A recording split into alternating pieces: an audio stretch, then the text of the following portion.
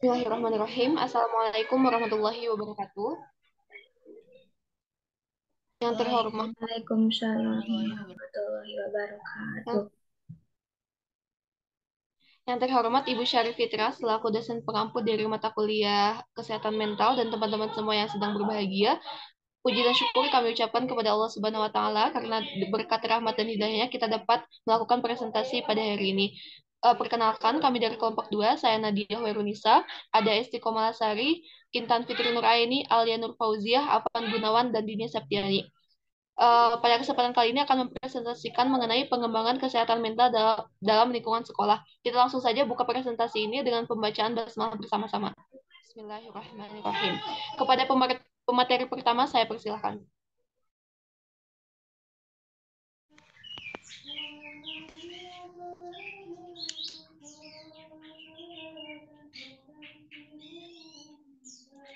Boleh di next, Esti.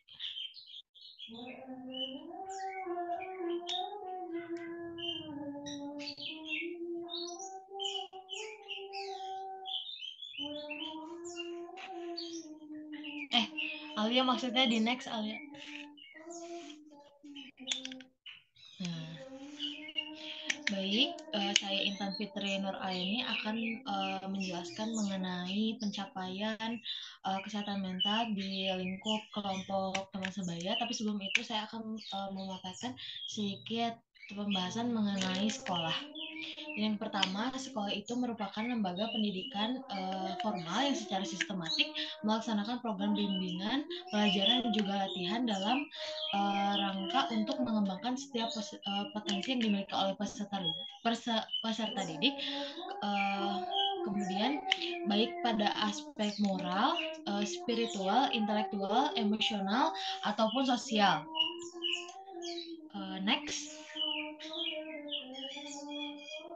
Nah, selanjutnya ada beberapa pembahasan mengenai peranan sekolah menurut para ahli. Yang pertama itu menurut Happy Girls, mengenai peranan sekolah dalam mengembangkan kepribadian anak, beliau mengungkapkan bahwa sekolah merupakan faktor penentu dalam perkembangan kepribadian anak atau peserta didik, mulai dari cara berpikir, berperilaku, hingga cara dia bersikap. Kemudian sekolah juga memiliki peran sebagai substitusi keluarga dan juga pendidik berperan sebagai substitusi orang tua. Lalu yang kedua ada menurut teman-teman, yang tadi yang pertama itu menurut Harlock, dan yang selanjutnya ini menurut Happy Girls. Sekolah itu memiliki peranan serta tanggung jawab yang penting untuk membantu setiap peserta didik untuk mencapai tugas perkembangannya. Kemudian yang terakhir menurut Samsul Yusuf, tugas perkembangan remaja itu menyangkut aspek-aspek kematangan dalam berinteraksi sosial, kematangan personal, kematangan dalam mencapai filsafat hidup, dalam beriman dan bertakwa kepada Tuhan Yang Maha Esa. Next. Nah, selanjutnya ada pencapaian tugas perkembangan melalui kelompok teman sebaya. Nah, kehadiran sosok teman sebaya ini sangat penting bagi remaja, karena terdapat sebagian remaja yang memang menempatkan teman sebaya ini sebagai prioritasnya dibandingkan dengan orang tua bahkan guru untuk menyatakan kesetiaannya. Jadi sebagian remaja itu atau kebanyakan remaja itu memilih teman sebaya sebagai sosok yang sangat diprioritaskan dibanding dengan orang tua ataupun dengan guru gitu. Kemudian dalam lingkungan masyarakat juga terkadang terdapat perselisihan dan juga kesalahpahaman antara kelompok remaja dengan orang tua, guru, bahkan dengan orang-orang yang memang memiliki otoritas gitu. Nah, meskipun demikian, hal ini bisa diatasi secara bijak oleh orang dewasa yang memang mampu untuk menyelesaikan hal tersebut. Jadi tidak perlu memandang bahwa remaja terus-terusan salah, karena yang perlu dimengerti adalah remaja tersebut karena mereka masih labil dan butuh bimbingan seperti itu. Kemudian pengalaman remaja dalam kelompok sebaya itu sangat memberikan manfaat bagi ketercapaian sikap independensi dan juga kematangan hubungan interpersonal secara matang. Next.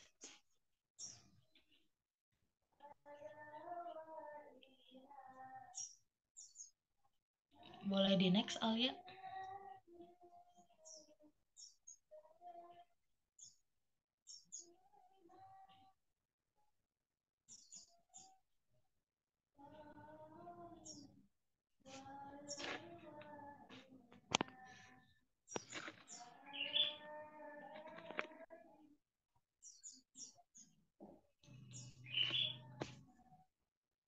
Alia boleh di next. Loading Intan.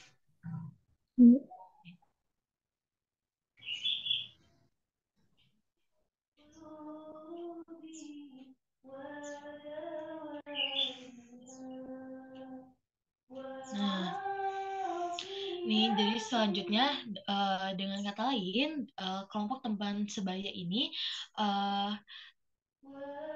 jadi dalam kelompok teman sebaya remaja ini dapat menyelesaikan tugas-tugas perkembangannya.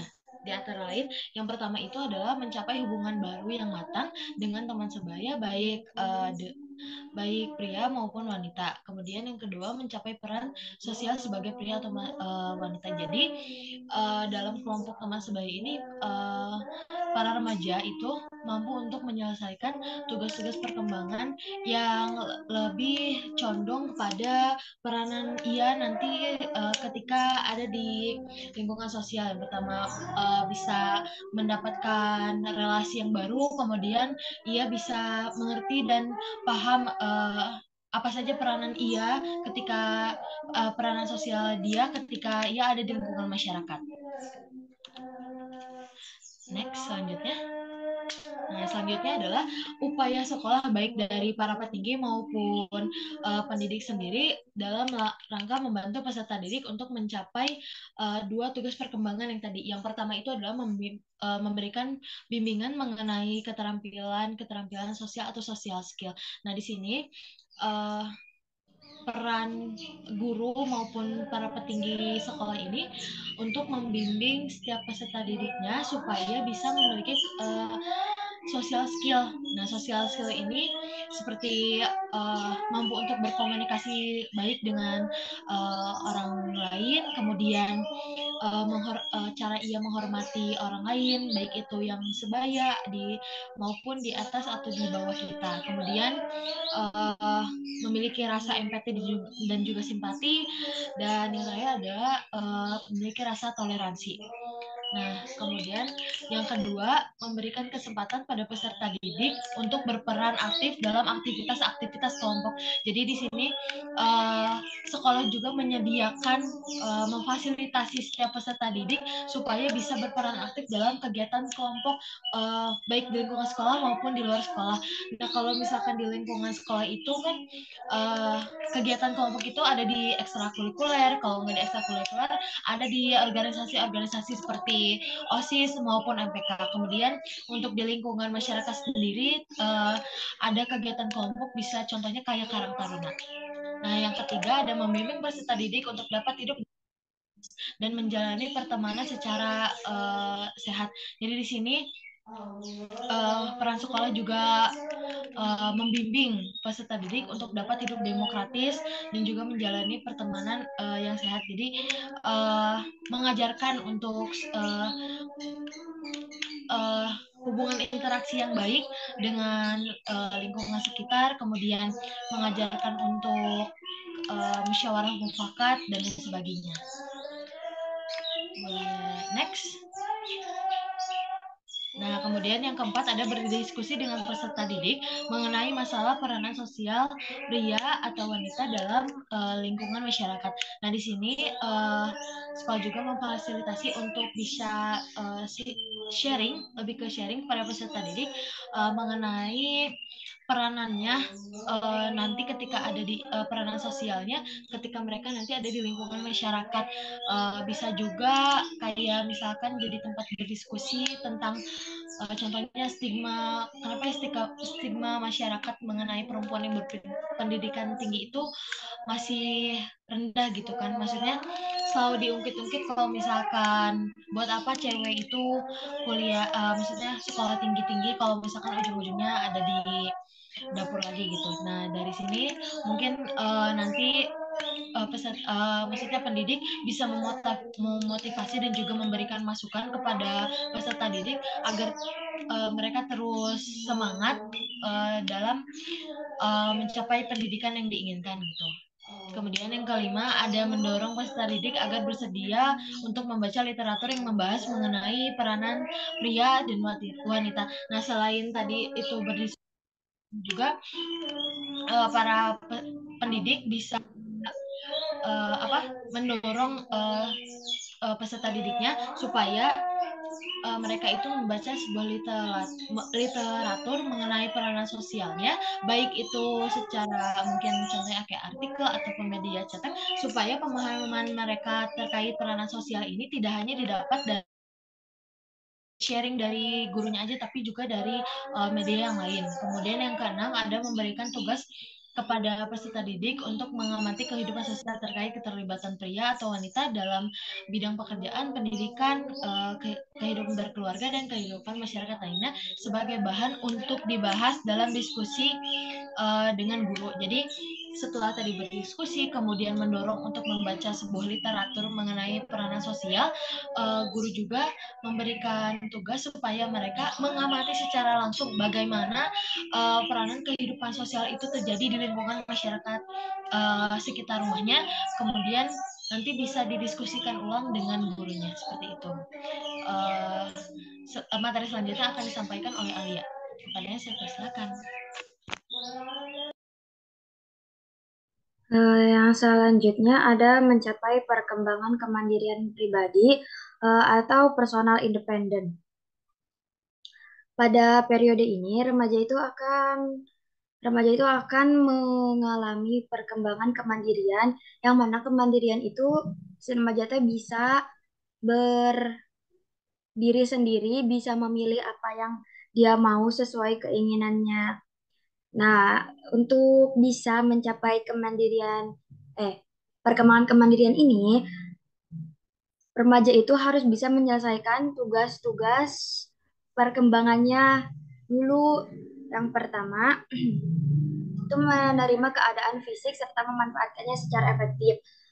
Contohnya teh seperti misalkan ada dia teh berjerawat gitu ya, dia teh berjerawat parah, tapi dia teh nggak meratapi jerawat itu keningan, dia teh coba kayak sambil dia teh edukasi ke teman-temannya gitu, kayak ih aku pakai ini cocok tahu, terus kalau sekarang mah kan bisa di share di TikTok gitu kan, itu bisa dapat uang ya dari situ. Terus yang kedua, mencapai kemandirian emosional dari orang tua atau orang dewasa lainnya. Jadi eh, si remaja itu teh bisa ngendaliin emosinya sendiri gini kan, bisa ngatur apa yang bisa bikin dia senang, apa yang bisa bikin dia sedih, apa yang bisa bikin dia kecewa kayak gitu-gitu tanpa harus dikasih tahu sama orang tuanya. Terus yang ketiga ada mencapai jaminan kemandirian ekonomi. Jadi seenggaknya dia teh emang belum bisa kerja, tapi seenggaknya dia teh udah pernah nyoba kayak jualan kecil-kecilan kayak gitu. Terus yang keempat ada memilih suatu mempersiapkan memilih suatu pekerjaan. Contohnya teh kayak dia teh misalkan udah tahu nih aku mah passionnya di nari, ya udah aku mah mau menggeluti nari, itu kan nari juga dapat uang ya kayak di kondangan-kondangan gitu. Terus yang kelima ada mempersiapkan pernikahan dan hidup keluarga. Ini meskipun kayak masih SMA kayak gitu-gitu kan tetap aja ya harus punya rencana. Ya kayaknya aku nikahnya setelah selesai S2 deh. Kayaknya aku nikahnya setelah selesai S1 atau setelah aku dapat kerja, itu harus ada gini, nanti kalau aku nikah aku mau nikah teh kayak gini gini gini, itu harus ada. Terus yang keenam ada mengembangkan konsep dan keterampilan intelektual untuk di diperlukan untuk komitmen warga negara. Jadi maksudnya teh biar menjadi warga negara yang baik dan berguna teh diri kita sendiri tuh harus punya konsep, punya prinsip diri sendiri, juga punya keterampilan, jadi biar berguna gitu kan. Lalu selanjutnya ada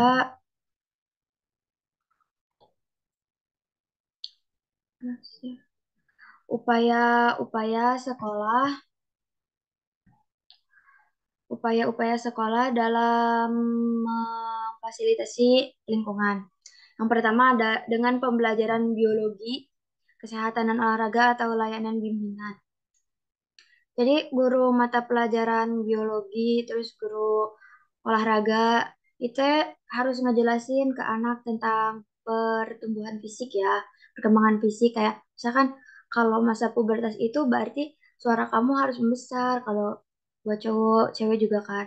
Terus kalau buat cewek nanti kamu bakal ada haid, kayak gitu. Nah, itu juga kan dijelasin juga ya di mata pelajaran agama, ada tentang ciri-ciri balik. Terus yang kedua ada membantu peserta didik dalam mengembangkan sikap apresiatif baik pada postur tubuhnya atau kondisi dirinya. Jadi jangan sok kadang guru teh ada yang body shaming tapi kayak agak sadar geningan. Ah, cina kamu mah gendut gak akan bisa narik mah, cina. Udah kamu mah gak olahraga jadi we gendut. Nah, suka ada yang gitu. Itu nggak boleh, tapi kita sebagai guru tuh harus kayak gak apa-apa kamu gendut juga, kamu pasti bisa kok nari, bagus juga kok, nggak harus kurus kok kayak gitu. Terus yang selanjutnya ada menyediakan fasilitas untuk aktivitas peserta didik dalam mengembangkan keterampilannya. Kalau di bidang olahraga tuh sekolah harus menyediakan bola-bola kayak bola voli, bola basket, bola sepak bola, bola tenis. Kalau di kesenian itu nyediain gamelan, drum, gitar, kayak gitu. Lalu selanjutnya membuat suasana sekolah yang kondusif bagi perkembangan emosional peserta didik.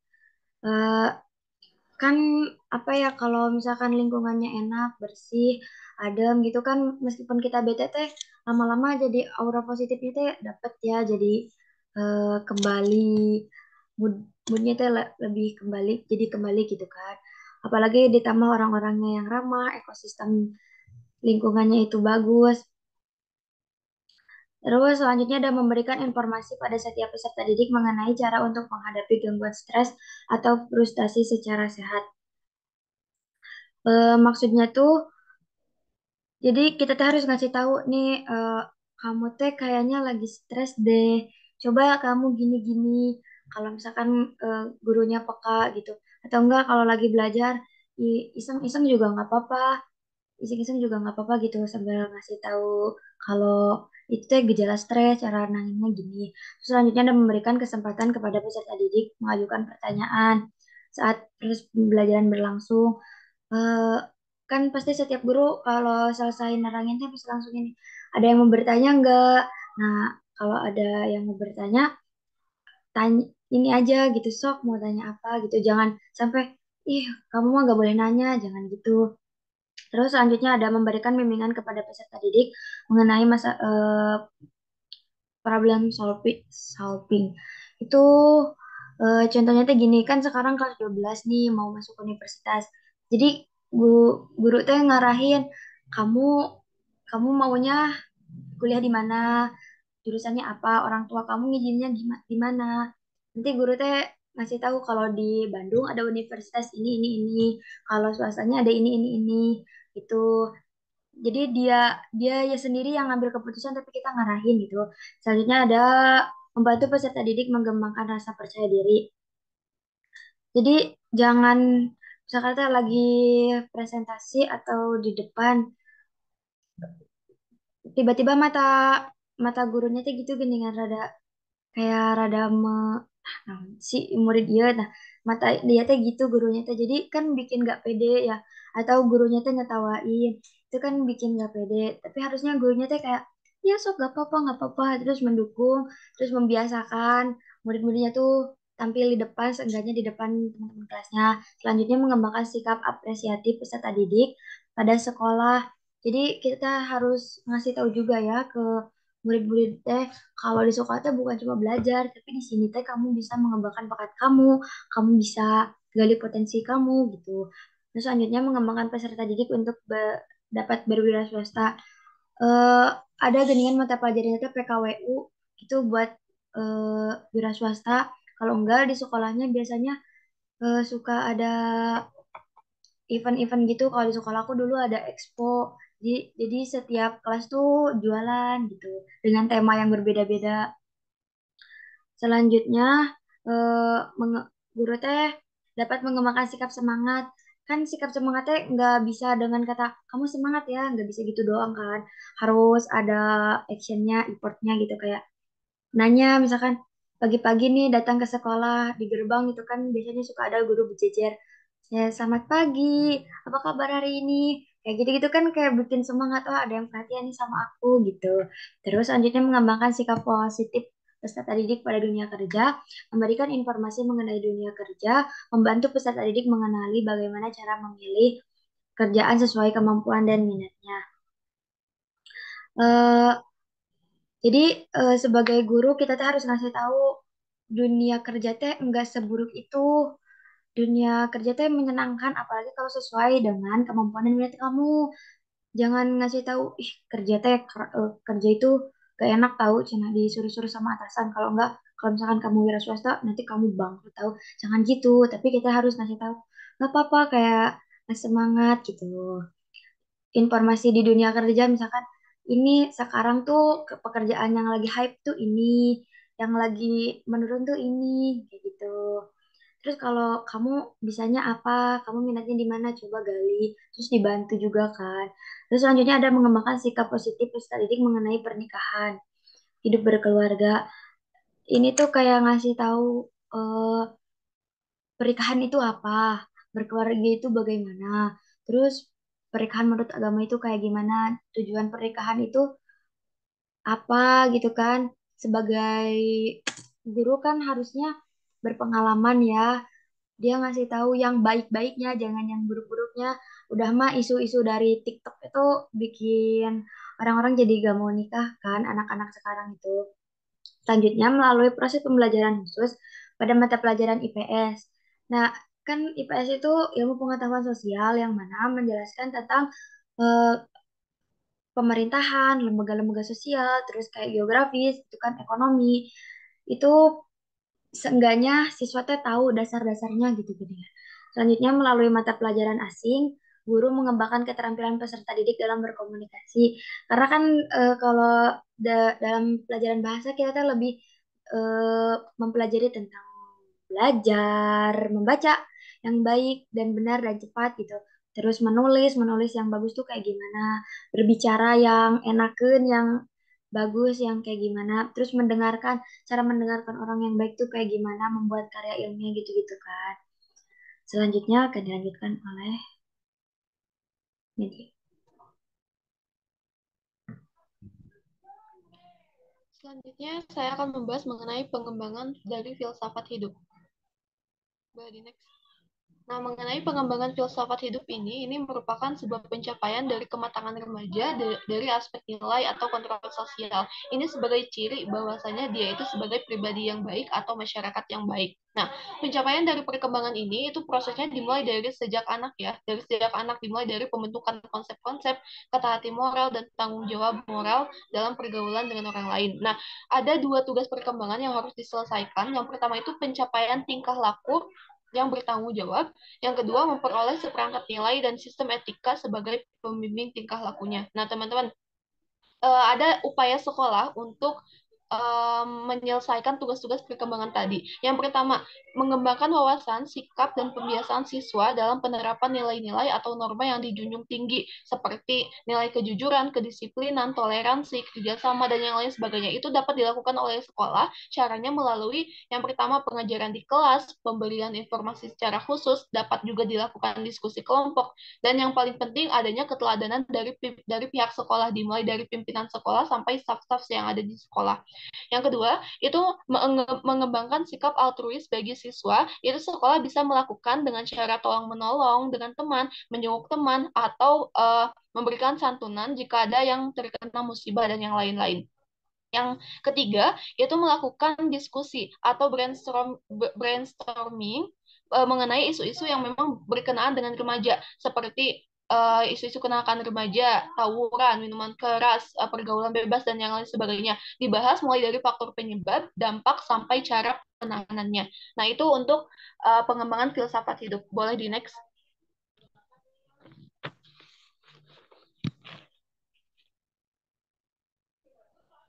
Selanjutnya ada pengembangan keimanan dan ketakwaan kepada Tuhan Yang Maha Esa. Nah, teman-teman mengenai pengembangan ini, itu kembali lagi kepada tugas lebih kepada hakikat kita sebagai manusia, itu sebagai makhluk Tuhan yang memang mempunyai tugas untuk beribadah kepadanya. Nah, ibadah ini tujuannya untuk memperoleh kebahagiaan dan kesejahteraan di dunia dan di akhirat. Perkembangan keimanan dan ketakwaan ini memang penanamannya harus dimulai sejak dini. Sehingga pada saat usia remaja ataupun dewasa, nilai-nilai keimanan dan ketakwaan itu harus sudah ada dalam diri kita dan sudah diimplementasikan dalam kehidupan sehari-hari. Tapi ini memang pencapaian dari tugas perkembangan ini itu sifatnya heterogen. Karena apa? Karena dipengaruhi oleh faktor pengalaman keagamaan masing-masing, termasuk di lingkungan keluarganya. Ada upaya-upaya yang dapat dilakukan oleh sekolah dalam pengembangan keimanan dan ketakwaan ini. Boleh di next?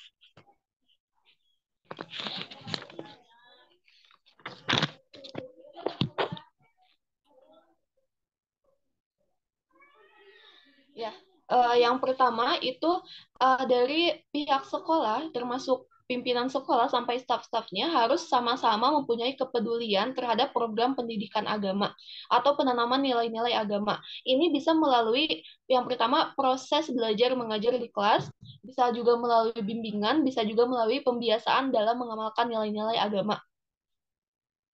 Ini belum muncul. Yang kedua, Yang kedua, dari guru agama itu seyogianya memiliki kepribadian yang akhlakul karimah atau yang mantap. Karena apa? Karena kalau misalnya guru agamanya tidak memiliki kepribadian yang akhlakul karimah, nanti itu bisa menjadi sesuatu yang bisa dijadikan dalih oleh siswa untuk berperilaku buruk. Misalnya kayak, guru agamanya juga berperilaku buruk seperti ini, misalnya. Jadi itu akan menjadi dalih untuk siswa melakukan perilaku buruk gitu karena dari guru agamanya. Terus guru agama juga harus mempunyai pemahaman dan keterampilan profesional. Baik, dilanjutkan ya teman-teman. Jadi baru sampai poin 2. Yang ketiga yaitu guru berupaya untuk menyisipkan nilai-nilai agama ke dalam mata pelajaran yang diajarkannya. Walaupun memang guru tersebut tidak mengajar mata pelajaran agama, tapi guru harus berupaya untuk menyisipkan nilai-nilai agama ke dalam mata pelajarannya. Supaya apa? Supaya siswa itu memiliki apresiasi yang positif terhadap nilai-nilai agama. Selanjutnya, sekolah harus menyediakan sarana ibadah, contohnya masjid, yang memang harus memadai serta harus difungsikan dengan maksimal. Yang kelima, menyelenggarakan kegiatan ekstrakurikuler kerohanian, pesantren kilat, ceramah-ceramah keagamaan, dan diskusi keagamaan secara rutin, serta membiasakan siswa-siswi untuk berpakaian muslim. Harus ada diskusi keagamaan secara rutin juga, supaya dapat mengokohkan atau memantapkan keimanan dan ketakwaan siswa. Yang terakhir, yaitu bekerja sama dengan orang tua siswa dalam membimbing keimanan dan ketakwaan siswa. Harus ada kerjasama antara pihak sekolah dengan orang tua. Karena apa? Karena kalau misalnya cuma di sekolah aja dan di orang tua tidak ada kontrol terhadap pengembangan ini, maka siswa akan lost gitu aja. Di sekolah bisa saja berbuat baik, tapi di luar itu bisa saja, atau di lingkungan keluarga bisa saja berbuat buruk gitu, seperti itu. Makanya memang harus ada kontrol sosial, kontrol dari keluarga, serta dari pihak sekolah juga harus ada kerjasama dalam membimbing keimanan dan ketakwaan siswa supaya siswa dimanapun mereka berada dapat berperilaku baik. Seperti itu. Selanjutnya akan disampaikan oleh teman saya.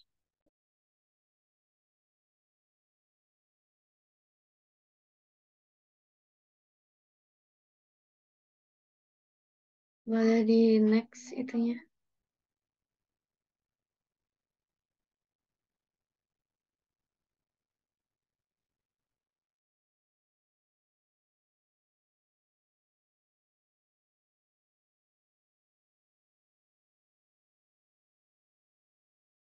Oke, di sini Seri Septiani akan menjelaskan tentang faktor yang menjadi penyebab berkembangnya mental siswa yang tidak sehat. Ada beberapa faktor. Yang pertama ada sikap pihak sekolah. Sikap pihak sekolah ini itu sikap pihak sekolah yang kurang menghargai pribadi siswa. Sikap guru yang kurang menghargai pribadi siswa ini bisa merugikan siswa dalam proses pembelajaran. Hal ini menimbulkan rasa tidak nyaman, tidak percaya diri, dan kurangnya motivasi dalam belajar pada siswa.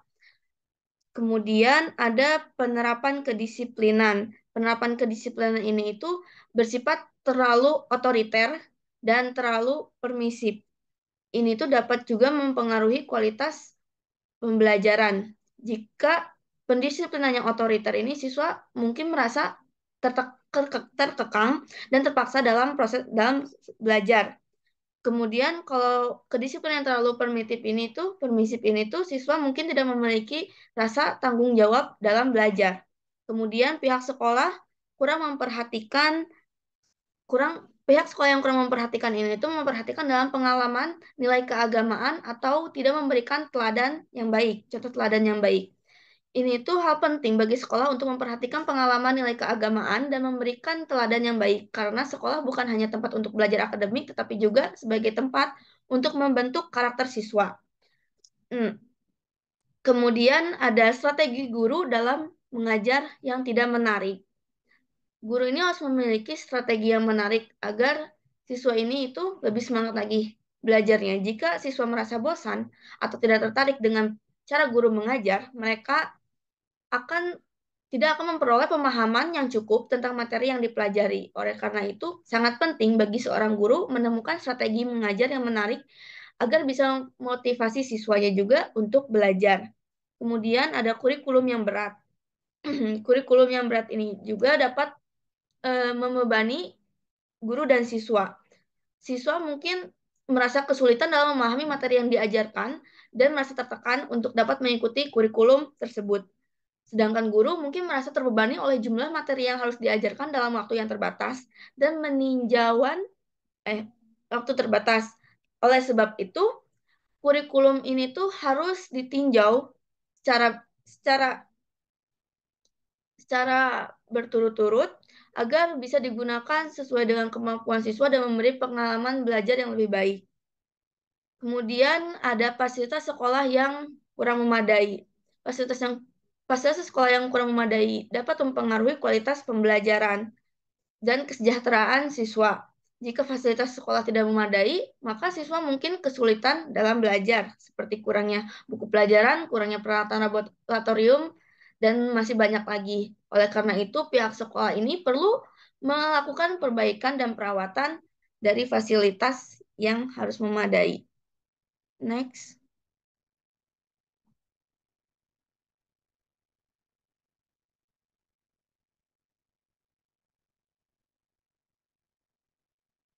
Nah, kemudian di sini ada karakteristik pendidik yang sehat mentalnya. Tentu sebagai calon pendidik kita harus memiliki sehat mental terlebih dahulu.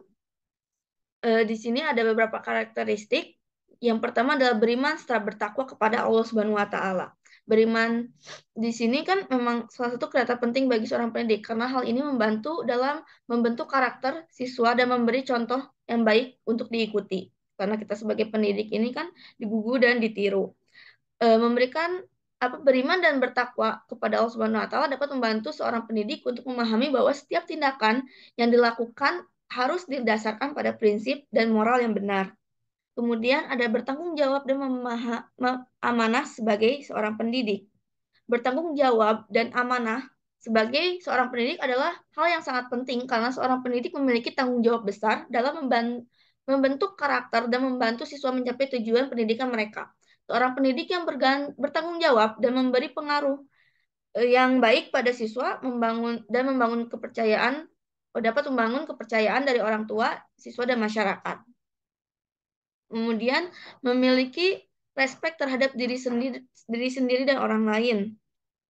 Memiliki respek terhadap diri sendiri dan orang lain ini itu merupakan sikap yang penting dimiliki oleh seorang pendidik. Hal ini itu membantu dalam membangun hubungan yang baik antara pendidik dan siswa, serta memberikan contoh yang baik bagi siswa dalam memperlakukan orang lain semestinya. Kemudian ada memiliki antusias dalam melaksanakan tugasnya sebagai seorang pendidik. Memiliki antusias dalam melaksanakan tugas sebagai seorang pendidik Ini merupakan hal yang penting karena dapat membantu siswa merasa termotivasi dan merasa senang dalam proses pembelajaran. Seorang pendidik yang antusias dapat memberikan pengaruh yang positif pada siswanya dan memberikan semangat belajar yang tinggi. Kemudian ada mampu memahami permasalahan pribadi dan berusaha mengatasinya. Seorang pendidik ini harus mampu memahami permasalahan pribadi dan berusaha mengatasinya agar dapat membantu siswa dalam mengatasi sebuah permasalahan yang mereka alami. Hal ini juga dapat membantu siswa merasa nyaman, aman, berada di dalam lingkungan sekolah. Kemudian memiliki humor. Memiliki humor ini merupakan hal yang baik bagi seorang pendidik karena dapat membuat lingkungan suasana belajar itu menjadi lebih menyenangkan dan merangsang kreativitas siswa. Seorang pendidik yang memiliki humor juga dapat membantu siswa untuk lebih rileks dan menghilangkan tekanan dalam proses pembelajaran.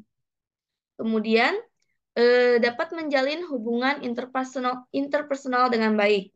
Dapat menjalin hubungan interpersonal dengan baik adalah merupakan hal penting karena ini itu dapat membantu dalam membangun hubungan yang positif antara pendidik dan siswa.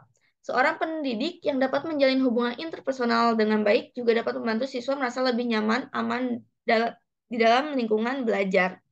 Kemudian memiliki self-control yang baik. Memiliki self-control yang baik juga merupakan hal penting karena pendidik harus dapat mengendalikan emosi dan reaksi yang muncul dalam beberapa situasi kondisi tertentu atau dalam situasi yang menantang. Hal ini dapat membantu dalam menangani siswa dengan bijak dan memberikan pengaruh yang positif pada siswa. Kemudian menikmati kehidupan secara nyaman. Di sini itu jika seorang pendidik yang bisa menikmati kehidupan secara nyaman, berarti pendidik ini mampu untuk menemukan keseimbangan antara pekerjaan juga kehidupan pribadinya. Hal ini membuatnya akan membuat lebih seimbang dalam menjalankan tugas sebagai seorang guru dan tidak merasa terbebani dengan tuntutan pekerjaannya. Kemudian ada menikmati kehidupan secara berpenampilan sederhana, bersih serta rapi. Maaf. Seorang guru ini tentu wajib untuk memperhatikan penampilannya dalam mengajar di depan kelas.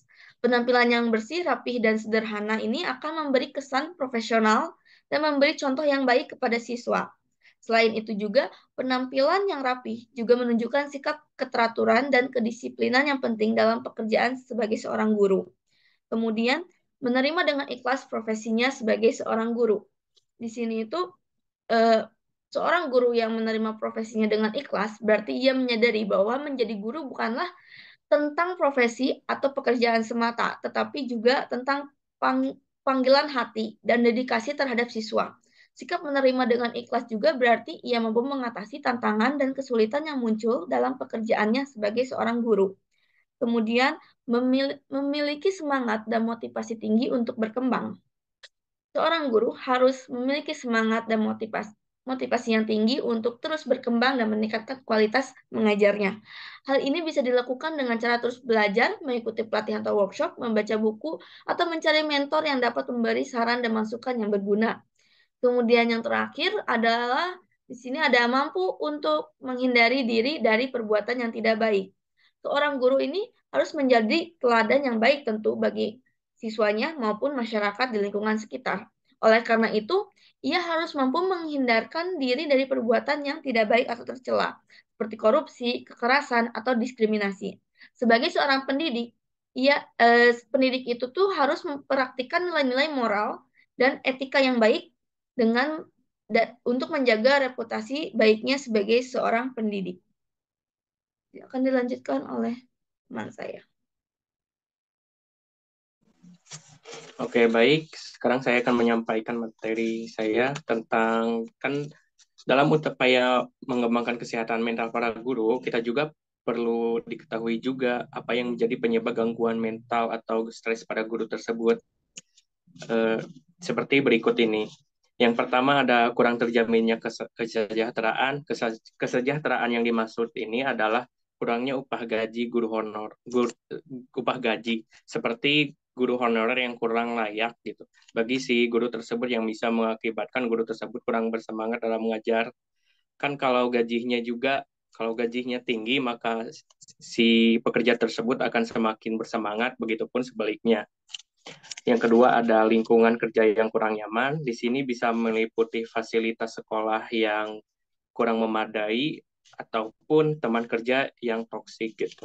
Yang ketiga ada tempat kerja yang jauh dari rumah. Yang keempat ada siswa yang tidak disiplin, keras kepala, serta nakal. Sebenarnya siswa yang seperti itu memang selalu ada di sekolah manapun, jadi seorang guru tersebut harus membimbingnya sebaik mungkin dan jangan sampai jadi hambatan untuk guru tersebut dalam mengajar. Yang kelima terdapat kompetensi yang tidak sehat antara rekan kerja.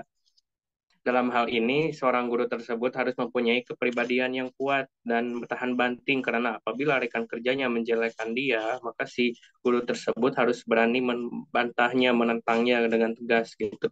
Karena apabila guru tersebut terus dimaki-maki, tapi dia terlihat tidak ada perlawanan sedikit pun, maka hal tersebut akan terus menjadi-jadi, sehingga akan berdampak buruk kepada guru tersebut. Yang keenam ada memiliki penyakit kronis, seperti asma akut, diabetes, darah rendah, dan penyakit jantung, dan sebagainya yang bisa menghambat atau performanya menjadi tidak maksimal dalam mengajar gitu. Yang ketujuh ada memiliki permasalahan pribadi yang sulit diselesaikan. Untuk ini, guru harus menyelesaikan masalahnya bisa melalui bantuan kerabat, teman, ataupun psikolog, psikiater terdekat. Bisa lebih fokus di sekolah tempat dia mengajar. Yang ke-8 ada jenjang karir yang kurang lancar. Yang 9 ada terkadang ada potongan gaji. Selanjutnya, next.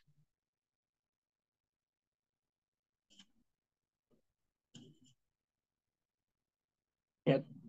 Di sini terdapat 6 tujuan pengembangan kesehatan mental siswa di sekolah menurut Crockett dan Peterson.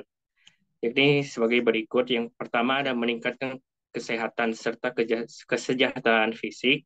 Yang kedua meningkatkan yang ketiga, meningkatkan self-esteem, self-efficacy, dan self-responsibility siswa. Ketiga hal ini, yang dimaksud ketiga hal ini adalah yang pertama ada self-esteem, yaitu penghargaan diri, yaitu merupakan penilaian positif atau negatif yang seseorang berikan pada dirinya sendiri. Contohnya adalah seseorang yang memiliki self-esteem yang tinggi, maka akan merasa percaya diri dalam dirinya dan memandang dirinya itu sebagai individu yang berharga. Mereka ini cenderung memiliki keyakinan diri yang kuat dan mampu menghadapi kegagalan atau kritik dari orang lain yang dengan lebih baik. Yang kedua ada self-efficacy atau efikasi diri, yaitu keyakinan individu dalam kemampuannya untuk melakukan tugas tertentu atau mencapai tujuan tertentu.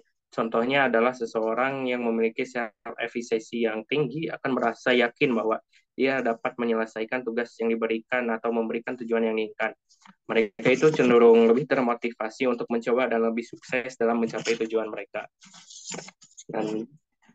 Dan ada self-responsibility atau tanggung jawab diri sendiri, adalah kemampuan dan kesediaan untuk mengambil tanggung jawab atas tindakan dan keputusan seseorang sendiri. Contohnya adalah seseorang yang memiliki self-responsibility yang tinggi, yaitu akan memikul tanggung jawab atas tindakan dan keputusan yang diambilnya.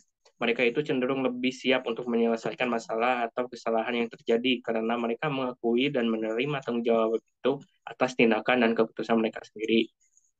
Dan yang keempat ada meningkatkan hubungan yang baik dengan keluarga dan orang lain. Kelima ada memberikan peluang dalam mencapai keberhasilan dalam pendidikan ataupun pekerjaan. Dan yang terakhir ada menghindari hal-hal yang dapat mengganggu pencapaian tujuan. Materi selanjutnya akan dijelaskan oleh Esti.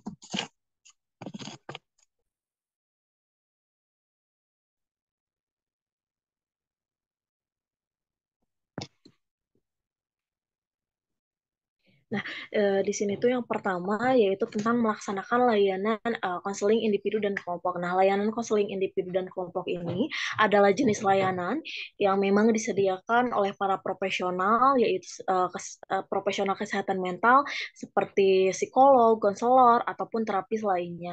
Nah, tujuan utamanya itu ya layanan ini tuh ialah untuk membantu individu ataupun kelompok dalam memahami atau mengatasi setiap permasalahan permasalahan emosional, psikologi, ataupun interpersonal yang sedang mereka hadapi.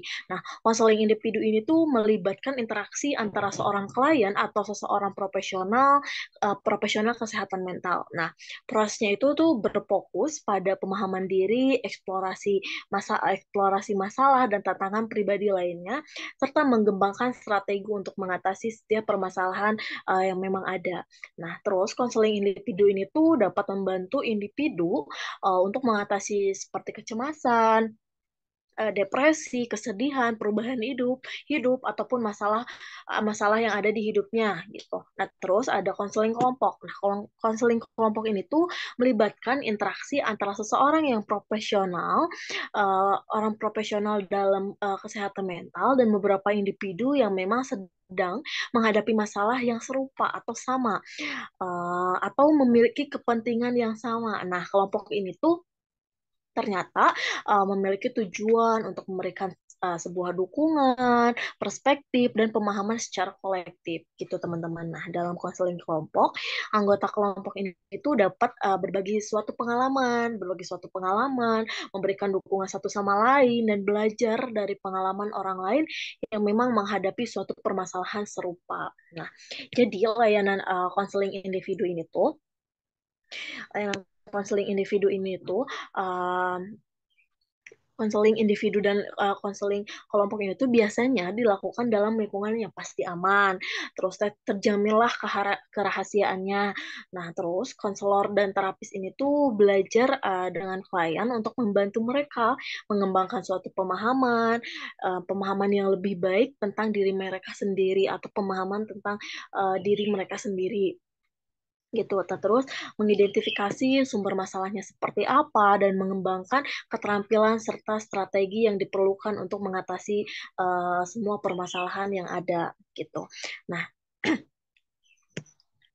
uh,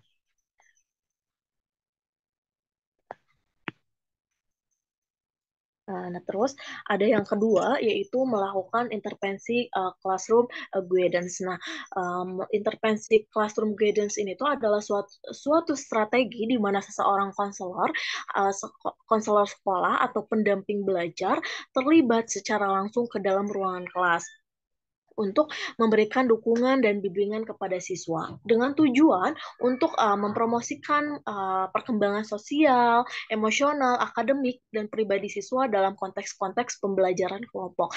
Nah, aku di sini bakalan coba sebutin beberapa langkah yang memang dapat diikuti untuk melakukan intervensi classroom guidance. Yang pertama yaitu identifikasi kebutuhan.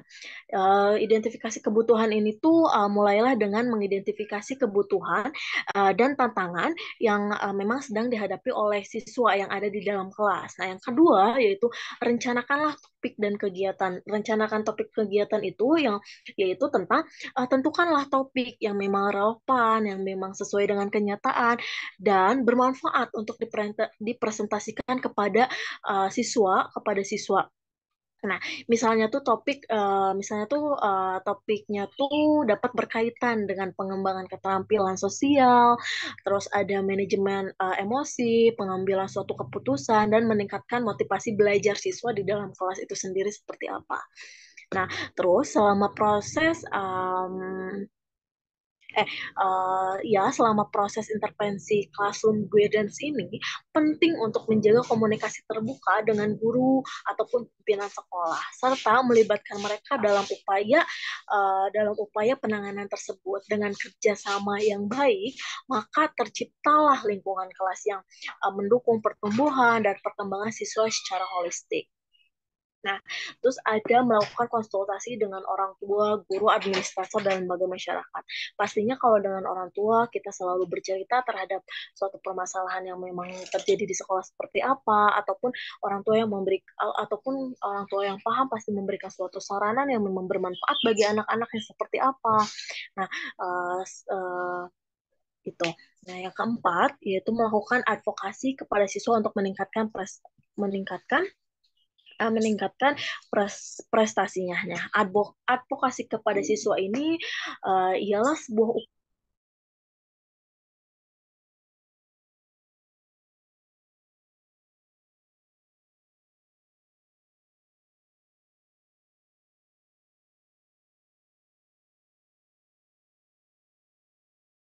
upaya yang sangat penting seperti apa? Kebutuhan individu siswa itu gimana maksudnya? Jadi pertama, setiap siswa memiliki kebutuhan yang pastinya bakalan berbeda-beda. Kenali kekuatannya, minat, bakat, bahkan tantangan-tantangan yang masing-masing siswa itu punya. Nah, dengan memahami kebutuhan individu mereka, jadi kita tuh dapat nih memberikan dukungan sesuai dengan apa yang mereka rasakan dan apa yang mereka alami. Nah, yang kedua, yaitu bangun sebuah hubungan yang baik. Bangun sebuah hubungan yang baik ini, membangun hubungan yang pastinya bersikap positif dan saling percaya antara guru dan siswa itu hal yang sangatlah penting gitu. Jadilah pendengar yang baik, tunjukkan minat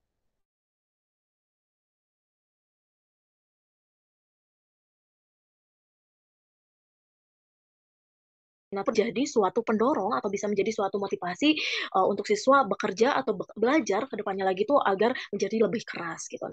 Nah, terus yang selanjutnya yaitu adanya tetapkan tujuan bersama, libatkan siswa dalam proses menetapkan tujuan mereka gitu. Nah, ajak mereka untuk merencanakan tujuan jangka pendek, jangka panjang yang memang ingin mereka capai.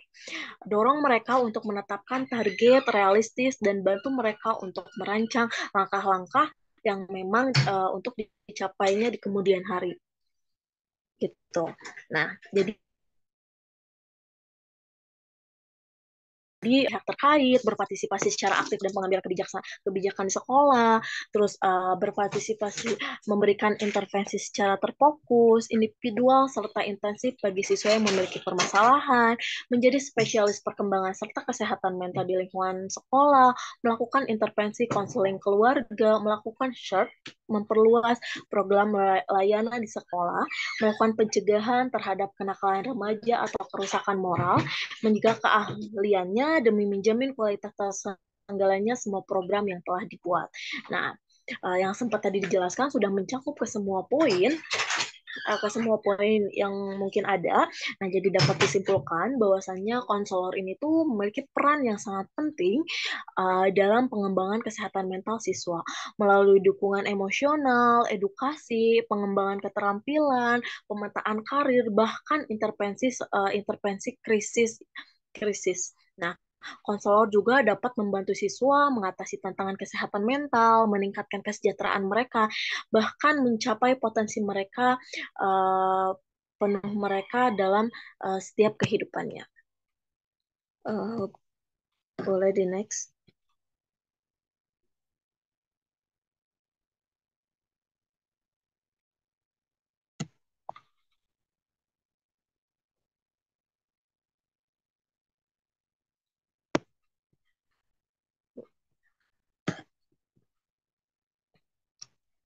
Nah, di sini tuh ada tentang sumber yang dapat membantu dalam perkembangan mental dalam lingkungan sekolah.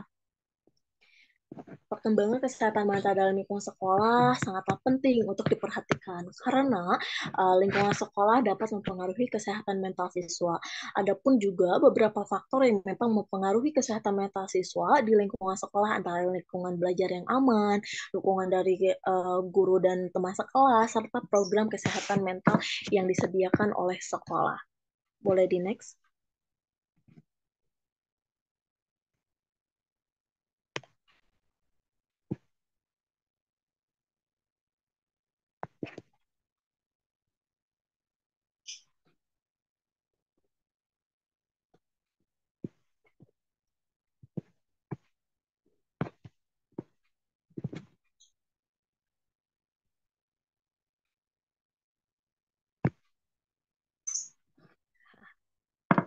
Bentar-bentar, ini Nah, waktunya udah mau habis. oh, Coba. berapa menit lagi? Kurang dari 1 menit, berapa detik lagi?